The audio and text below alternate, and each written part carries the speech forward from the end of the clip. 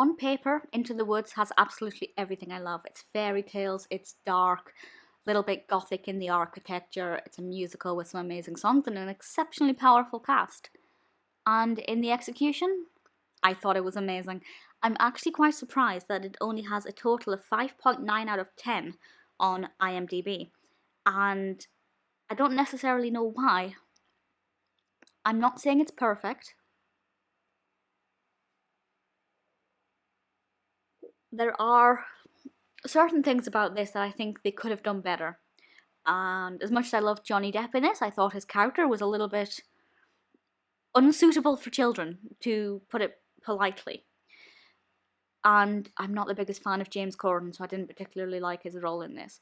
But everything else for me just seemed to play out really well.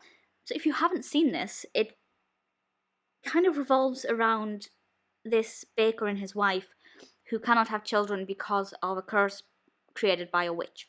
And they have to try and get these magical items, and in doing so, they meet different fairy tale characters along the way, and we get introduced to Cinderella and Little Red Riding Hood and Jack, whose surname I don't know, from Jack and the Beanstalk.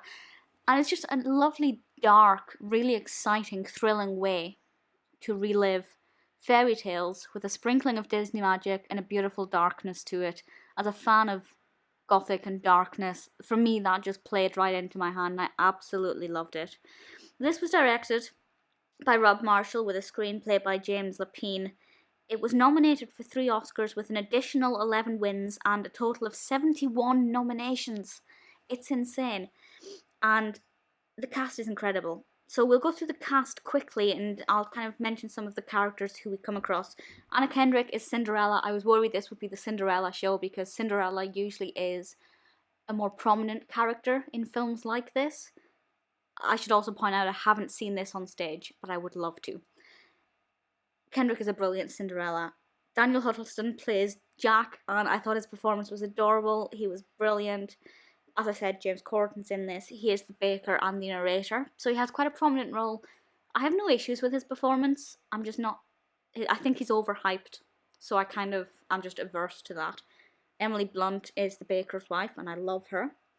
We also have Little Red Riding Hood, played by Lilla Crawford, and her song, well, she has a few songs, but I'm not actually sure what it's called, To Grandmother's House, is so addictive, so beautiful. I absolutely love it, and even now I sing it on a frequent basis because it's just amazing and so beautifully sung.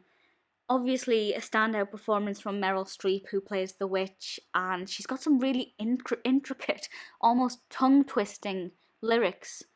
And there's the main song she sings when she reveals the task for the baker and his wife, and it's amazing, and Streep's vocal performance there is astounding. Johnny Depp plays, as I said, the wolf, and he's easily the most eerie character. Perfect casting, really fabulous in that role. He's not in it too much, to be honest, but when he sees Little Red Riding Hood and begins to sing about little girls, it's slightly disturbing. We have Rapunzel in this, we have a giant. Milky White is a brilliant name for a cow, and just a whole host of other magical creatures. Another song that I really love is Agony. I think the visuals on screen at the time are hilarious, and I just love that song. So the soundtrack is amazing. The fairy tale creatures in this are great. I would have liked to have seen Snow White, if I could include, but I think Snow White, off the top of my head, is from a different universe. So in terms of the Oscars for which it was nominated, we have the Best Performance by an Actress in a Supporting Role, which was not Meryl Streep was nominated for that. Colleen Atwood was nominated for the Best Achievement in Costume Design, and Colleen Atwood is my favourite costume designer. She does everything that I love. She really is sensational. And it was also nominated for the Best Achievement in Production Design.